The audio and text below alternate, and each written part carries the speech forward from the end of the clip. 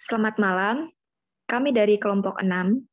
Pada presentasi ini, kami akan membahas tentang manajemen kualitas makanan dan keamanan. Sebelumnya, izinkan saya memperkenalkan anggota kelompok. Yang pertama, Awanda Kartini Hasim, kedua Eni Masari, ketiga Marni Ani Lestari, keempat Pascalia Renti, dan kelima Yeski. Materi akan dijelaskan oleh Awanda, dipersilahkan.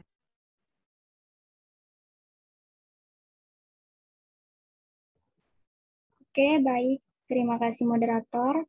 Di hampir semua negara, undang-undang mewajibkan pengolah untuk menghasilkan makanan yang aman untuk makan dan ada hukuman berat bagi mereka yang melanggar undang-undang keamanan pangan. Oleh karena itu, ada persyaratan dari semua pengolahan makanan untuk memastikan bahwa produk aman untuk dikonsumsi. Sistem kontrol kualitas sebelumnya didasarkan pada pemeriksaan bahan dan pengujian produk akhir, dengan penolakan terhadap setiap batch yang tidak memenuhi standar yang disepakati. Pendekatan reaktif ini diakui sebagai pemborosan sumber daya. Pendekatan pencegahan yang lebih proaktif untuk manajemen kualitas dan keamanan pangan. Istilah jaminan kualitas dikembangkan selama tahun 1980-an yang bertujuan untuk memastikan bahwa keselamatan dipertahankan di seluruh proses dan dengan demikian mencegah penolakan produk dan kerugian finansial. HACCP dan program prasyarat. Pergeseran besar dalam penekanan dari undang-undang nasional ke undang-undang internasional terjadi pada tahun 1994.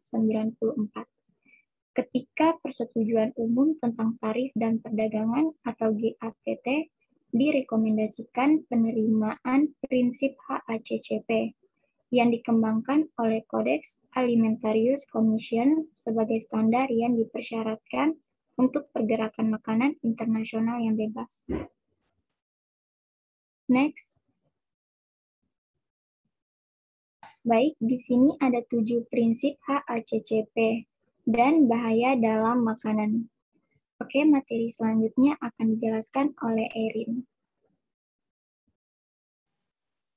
Baik, terima kasih. Selanjutnya ada analisis bahaya.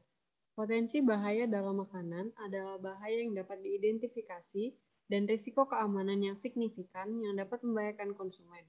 Analisis bahaya adalah penilaian sistematis yang melibatkan pengidentifikasian sumber dan rute yang kontaminan dapat memasuki makanan pada setiap tahap pemrosesan.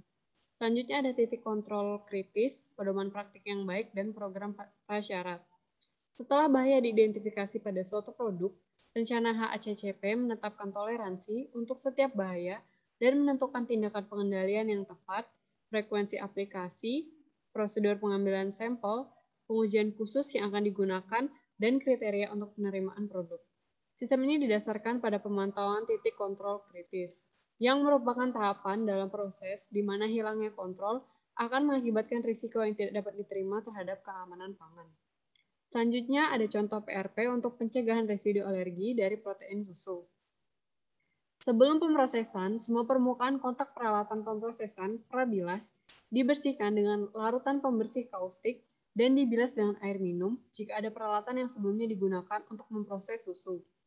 Catatan yang menunjukkan makanan mana yang diproses menggunakan peralatan dan waktu pemrosesan dipertahankan untuk setiap bagian pemrosesan peralatan yang mungkin kontak dengan susu.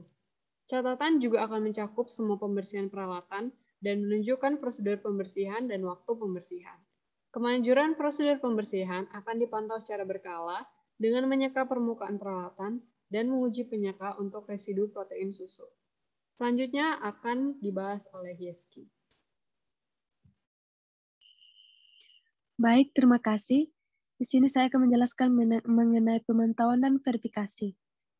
Setelah CCP diputuskan, maka perlu untuk merancang cara pemantauan mereka, baik menggunakan tes analitik atau pengamatan visual. Contoh pemantauan meliputi pemeriksaan bahan baku, pemantauan pemrosesan visual atau otomatis kondisi, serta pemantauan kadar air atau ketegikan dengan bahan kimia analisis. Prosedur pemantauan adalah pemeriksaan berkala untuk memastikan bahan kecepatan pompa diatur dengan benar untuk mengalirkan debit yang dibutuhkan. Prosedur verifikasi mengukur debit aktual setiap 6 bulan. Nah, untuk spesifikasi produk bisa teman-teman lihat pada slide yang telah ditampilkan. Untuk materi berikutnya akan disampaikan oleh Pak Scagliarenti. Baik, terima kasih. Materi sistem manajemen mutu dan keamanan. Banyak negara mendasarkan Undang-Undang Keamanan Pangan pada standar internasional untuk manajemen risiko keamanan pangan yang dikenal sebagai ISO 22000 yang dikembangkan dari standar manajemen mutu sebelumnya yaitu ISO 9001. Jika tidak, undang-undang dapat didasarkan pada kode praktik kodeks tentang prinsip-prinsip umum kebersihan makanan. Bahaya keamanan pangan dapat terjadi pada setiap tahap rantai makanan, dari pasokan bahan oleh produsen primer, melalui produsen makanan, transportasi dan operator penyimpanan, hingga gerai retail dan layanan makanan. Oleh karena itu, kontrol yang memadai dibutuhkan di seluruh rantai makanan. Baik, selanjutnya akan dibahas oleh Marni Arni Lestari. Baik, terima kasih. Saya akan melanjutkan. ISO 22000 menetapkan persyaratan untuk sistem manajemen keamanan pangan yang meliputi komunikasi interaktif dengan pelanggan dan pemasok untuk memastikan bahwa semua makanan yang relevan bahaya keamanan diidentifikasi dan dikendalikan secara memadai pada setiap langkah dalam rantai makanan.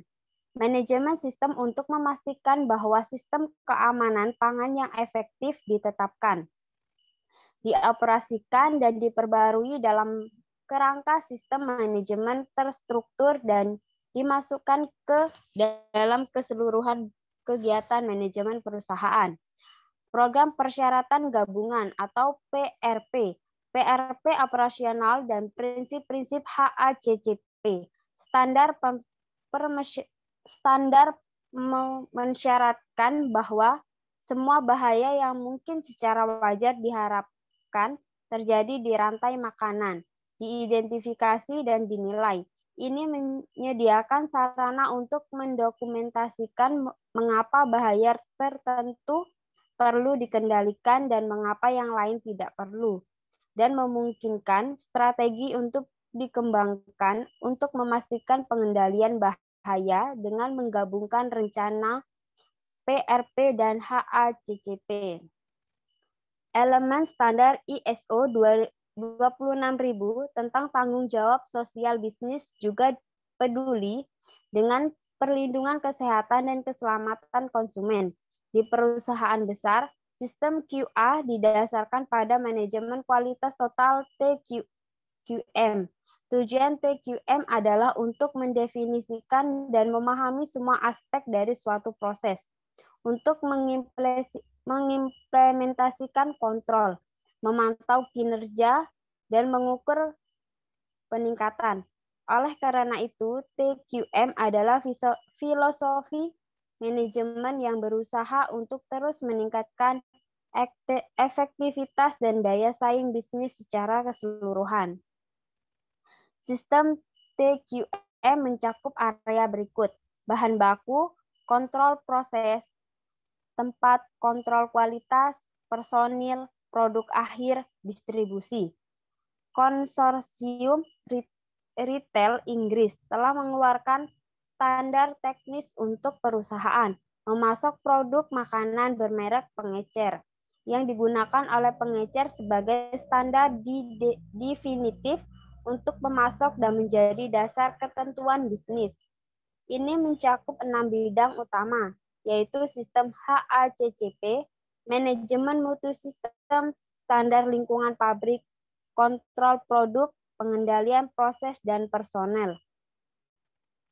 Audit adalah pengumpulan dan umpan balik sistematis reguler dari informasi objektif oleh personel independen yang kompeten. Mereka digunakan memantau kemampuan pemasok untuk memenuhi persyaratan yang disepakati atau untuk memantau produksi rutinitas. Audit dilaksanakan melalui lembaga inspeksi pemerintah atau pihak ketiga atau FSIS, SAI, UKAS. Baik, sekian. Saya kembalikan kepada moderator.